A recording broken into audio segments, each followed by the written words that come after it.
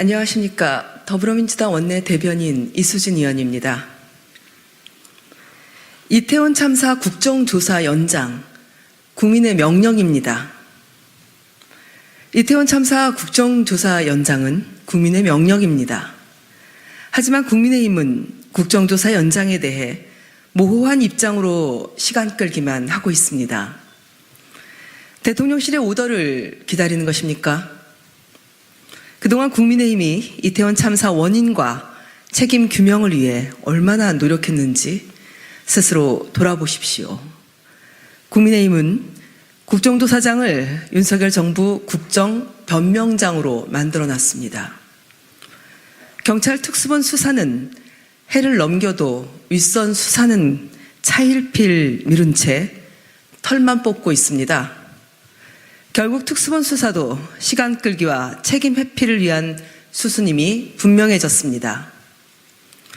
윤석열 대통령의 책임은 있는 사람에게 딱딱 물어야 하는 것이라는 말이 결국은 책임 규명을 방해하고 아무도 책임지지 않겠다는 말입니까?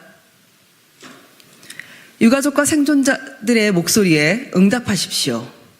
2022년 10월 29일 참사 현장과 참사 수습 과정에서 어떤 일이 일어났는지 국민께 소상히 밝혀야 합니다. 이태원 참사 국정조사 연장은 국민의 명령입니다. 국민의힘은 더는 국민 명령을 거역하지 말길 바랍니다. 한 가지 더 브리핑 드리겠습니다.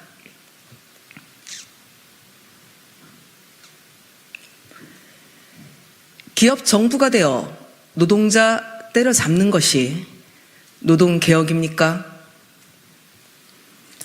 윤석열 대통령이 정부와 기업이 한몸이 돼야 한다라고 강조한 날, 한덕수 국무총리는 거대 노조 불법행위, 명분 없는 파업 운운하며 사회 곳곳의 부조리와 적폐를 청산하겠다고 말했습니다. 언제부터 노조가 우리 사회 발전을 가로막는 기득권이 됐습니까?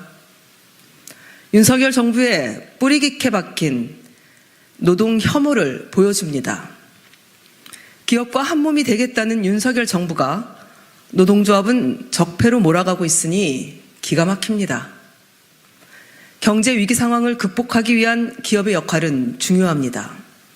하지만 윤석열 정권이 친기업을 넘어 노동자의 반대편에 선 기업 정부를 지향한다면 잘못된 길입니다. 노동조합을 청산 대상으로 몰고 노동자를 장시간 근로에 위험한 일터로 내모는 것이 노동개혁입니까? 하청 노동자의 노동조건을 실질적으로 결정하면서도 근로기준법 뒤에 숨어있는 원청기업, 진짜 사장의 부조리는 보이지 않습니까? 천문학적 손해배상액 소송으로 노동자의 헌법적 기본권을 제한하고 극단적 선택으로 내모는 기업 적폐는 어떻게 할 것입니까? 대통령부터 정부 전체가 노동 혐오에 빠져 노동자를 적대시한다면 노동자는 누구에게 기대야 합니까? 노동자는 국민이 아닙니까? 국민을 적대시하는 정권은 존재 이유가 없습니다. 정부의 역할은 기업과 노동자가 상생하며 공정한 성장을 만들어가도록 환경을 조성하는 것임을 잊지 말길 바랍니다. 이상입니다.